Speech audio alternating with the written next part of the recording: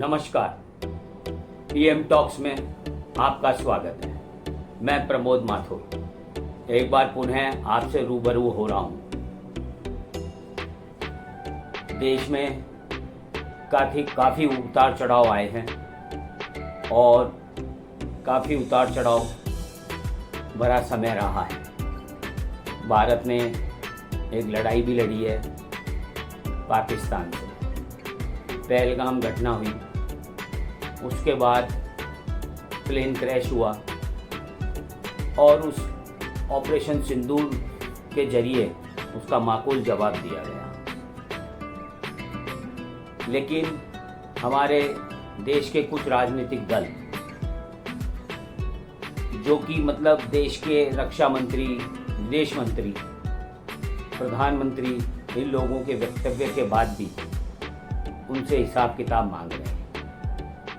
सुरक्षा बलों पर, देश की सेनाओं पर शक और शुबहा किया जा रहा है। ये बहुत ही गलत बात है। आप लोग समझें, देश की जनता समझे इस बात को कि आने वाला समय किस तरह का होगा। आज भारतीय जनता पार्टी 2014 में नरेंद्र मोदी जी के नेतृत्व देश में आई। देश तब से ही सर्वांगीण विकास कर रहा है। देश कहीं रुका नहीं है, देश तीव्र गति से आगे बढ़ रहा है।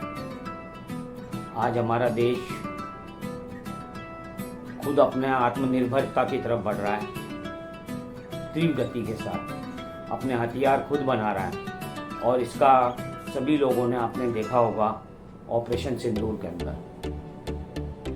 ऑपरेशन सिंदूर में हमारे जाबाज सैनिकों ने, हमारे देश की सेनाओं ने, हमारे सशस्त्र बलों ने, बीएसएफ ने, सब ने इतना शानदार परचम लहराया कि पाकिस्तान को घुटने टेकने पर मजबूर होना पड़ा। और उसके बाद हमारे देश के अंदर राजनीतिक हालात इस तरह की कि वो जनता के लिए नहीं, केवल देश को जो रूरल पार्टी है उसको गिराने के चक्कर में कई तरह के बेफिजूल सवाल कर रहे हैं। कभी कहते हैं 6 लड़ाकू विमान मार गिराए, कभी ये कर दिया, वो कर दिया, कई तरह की बातें केवल एक डाउन करने के लिए, एक छटपटाहट सत्ता की। इतने लंबे समय तक शासन किया देश पे, अब वो सब कुछ छिन गया। मोदी जी ने इतना अच्छा मैनेज कर दिया देश को, इतना आगे बढ़ा दिया देश को। आज मोदी जी के पीछे पूरी दुनिया लगी हुई है। विदेशों से पैसा आ रहा है मोदी जी की सत्ता को कैसे डामाडोल किया जाए, मोदी जी को कैसे हटाया जाए। लेकिन मोदी जी अपने बौद्धिक चातुर्य के बल पर देश को आगे बढ़ा रहे हैं। उनका केवल सबसे बड़ा दोष यही है कि वो अपने लिए कुछ नहीं करते, देश के लिए सब कुछ समर्पित कर दिया। उसके बाद देश की राजनीतिक पार्टियां सारी एकजुट होकर के विदेशों से कई देश मिले हुए हैं जो उनकी सरकार को अस्थिर करना चाहते हैं। तो ये चीज ठीक नहीं है। इसलिए मैं आप लोगों से, मेरे पुराने जो एपिसोड हैं उसमें भी आप लोग देखेंगे, मैंने बार बार जनता से यही कहा है कि आप लोग मतदान करने अवश्य निकलें।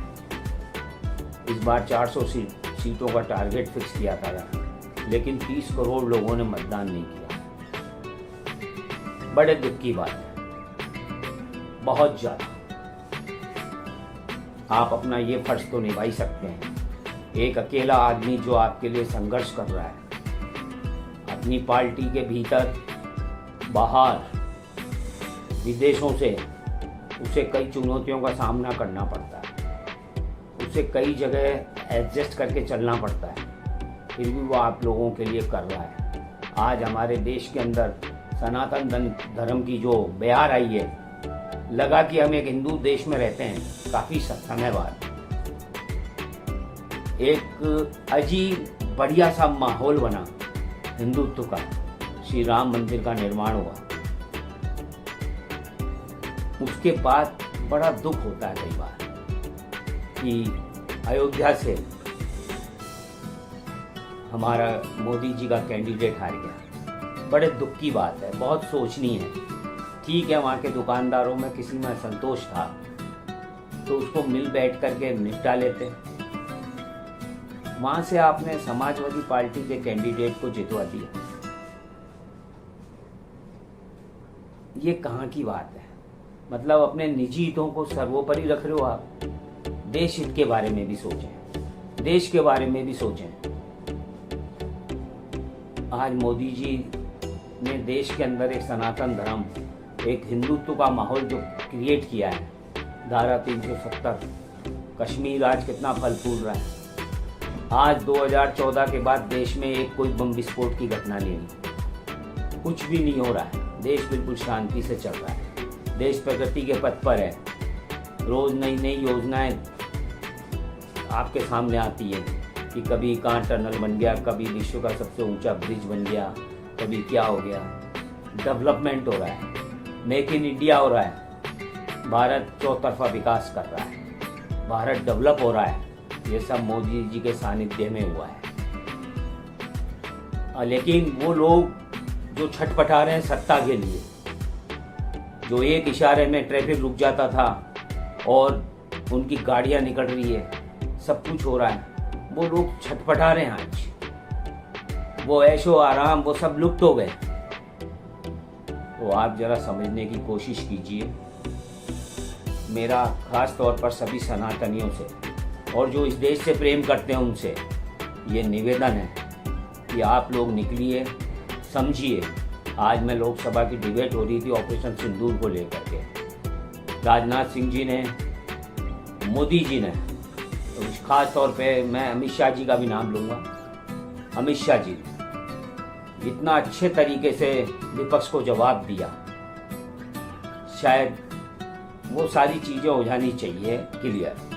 लेकिन विपक्ष फिर भी संतुष्ट नहीं है, क्योंकि उन्हें तो ये चाहिए कि हम कुछ झूठा प्रचार करके कैसे न कैसे इस सरकार को गिराएं, सत्ता हासिल करें और अपने पुराने दिन ताज़ा करें। लेकिन आप देश की जनता, आज मोदी जी भारत के प्रधानमंत्री अपने किसी लोगों के कारण नहीं है, इस देश की जनता के कारण, इस देश के युवा वर्ग के कारण है। इसलिए मैं यही कहना चाहूँगा कि मोदी जी के हाथ मजबूत कीजिए, मोदी जी को डेवलप कीजिए। आज मैं देख रहा था टीवी के ऊपर किस किस तरह के तथ्य बताए मोदी जी। अमित शाह ने कब कब हिंदुस्तान में बम विस्फोट होते रहे, 2007 से लेकर के 2011-12 तक, उनमें से जयपुर भी था। तो आप लोग इस चीज़ का ध्यान रखें। आज देश बहुत शांति से चल रहा है, बहुत तीव्र गति से विकास हो रहा है।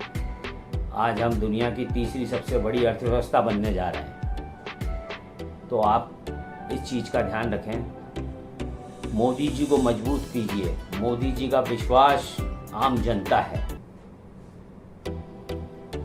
आप सोचेंगे कि आज पीएम टॉक्स में यही विषय है, लेकिन मैं आपसे और विषयों पर भी बात करूंगा। लेकिन आज जब मैंने ये डिबेट देखी, ये देखा और राजनीतिक पार्टियों की स्थिति देखी, तो मुझे बड़ा आश्चर्य हुआ। देश के बारे में कोई नहीं सोच रहा है, केवल अपना निजी हित, येन केन पत्रेण मोदी जी को सत्ता से हटाएं और हमको मौका मिले, तो ये देश हित में अच्छी बात नहीं है। आज कई लोगों को मैंने लोकसभा में अलग अलग भाषाओं में ही बोलते हुए देखा, जबकि अमित शाह, मोदी जी, राजनाथ सिंह और इन सबका,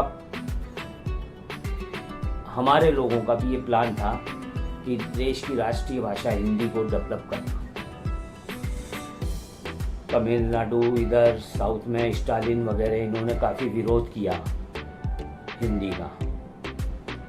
तो आप लोग इन तमाम स्थितियों को समझो, इन तमाम स्थितियों को गहराई से नोट करो कि हमारा आगे आने वाला भविष्य किस तरह का होगा। हमें इन चीज़ों से सीख लेनी चाहिए। आज मैं लोकसभा में देख रहा था कि हर एक क्षेत्र का आदमी अपने हिसाब से अपनी लैंग्वेज में बोल रहा है। तमिल में बोल रहा है, कोई बंगाली में बोल रहा है, तो ये ठीक नहीं है। ऐसा लगा कि जैसे नॉर्थ इंडिया एक अलग ही तरफ जा रहा है और बाकी पार्टियां और वो अपना अलग वजूद बना रहे हैं अपनी भाषा को लेकर के और उसको लेकर। एक देश है, हिंदी राष्ट्रीय भाषा है, तो आप इस चीज को समझिए। तो ये ठीक नहीं है। ये शुरुआत महाराष्ट्र से हुई, आप लोगों ने देखा, लेकिन ये देश हित में नहीं है और इसका भी कोई सॉल्यूशन कर देंगे मोदी जी, मेरे को जहाँ तक हो, क्योंकि उनकी कार्य प्रणाली बहुत ही अचूक और सरप्राइज वाली होती है और इसका भी वो कोई अचूक निशाना लगा करके इस चीज़ को भी सॉर्ट आउट कर देंगे। तो मेरा आप लोगों से यही कहना है, देशवासियों से सबसे, एक छोटे से माध्यम के जरिए, पीएम टॉक्स के जरिए, कि आप थोड़ा जागरूक रहें। इस देश को, देश आपसे कुछ ज़्यादा नहीं मांग रहा। एक उस इंसान के हाथ मजबूत कीजिए जो आप लोगों के लिए लड़ रहा है।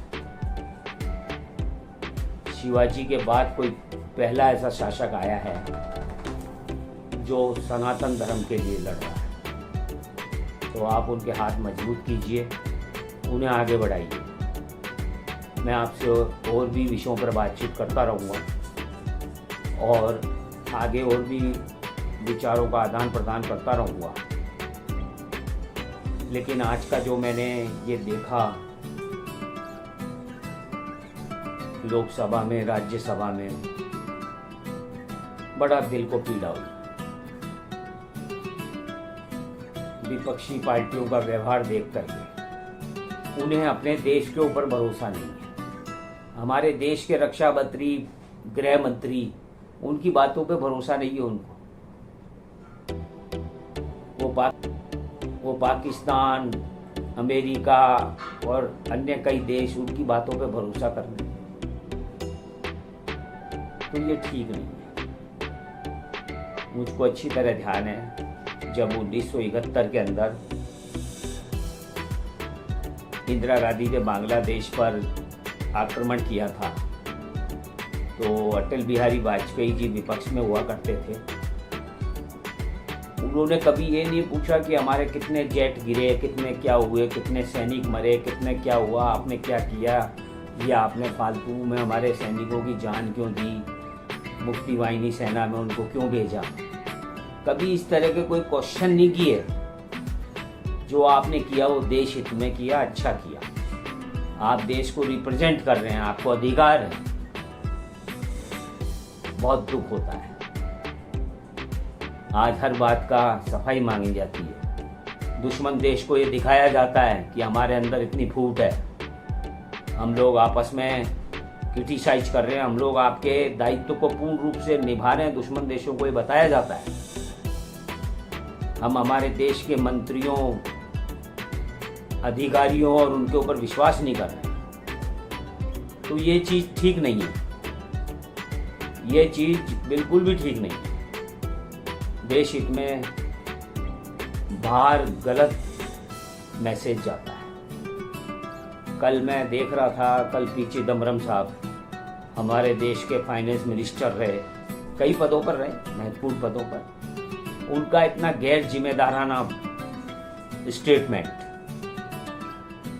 पाकिस्तान को लेकर, कई बार तो ऐसा लगता है कि जैसे ये लोग पाकिस्तान के रूप में पाकिस्तान को अपना भगवान माने बैठे, उसी के भरोसे इनकी राजनीति चल रही है। जबकि आज अब बीजेपी सरकार, नरेंद्र मोदी जी की सरकार,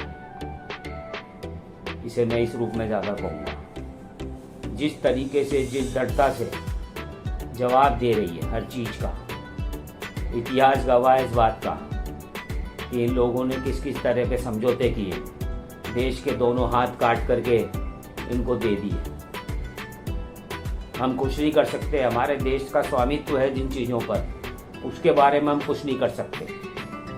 तो आप जरा मेरी बात को गौर रखिए और मोदी जी के हाथ को मजबूत कीजिए। भारतीय जनता पार्टी का मतलब ही यही होता है, राष्ट्रीयवादी पार्टी, देशभक्त पार्टी, देश को आगे बढ़ाने वाली पार्टी।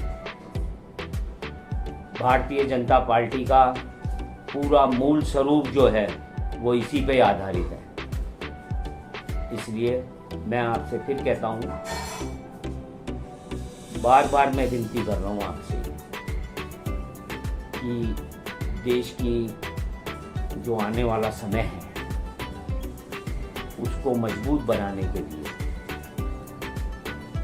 आप नरेंद्र मोदी जी का हाथ मजबूत कीजिए। उनका विश्वास देश की जनता है, 1 अरब 40 करोड़ जनता, जिसके भरोसे वो चल रहे हैं। देश तीव्र गति से विकास कर रहा है उनके शासन। तो मेरा यही कहना है, मैं फिर आपसे और बात करूँगा। इन्हीं शब्दों के साथ मैं आपसे यही कहना चाहूँगा कि देश को मजबूत कीजिए, अपना दायित्व निभाइए देश हित में, और मेरे इस चैनल को लाइक, शेयर एंड सब्सक्राइब जरूर करें। इन्हीं शब्दों के साथ मैं आपसे इजाज़त चाहता हूँ। बहुत बहुत धन्यवाद।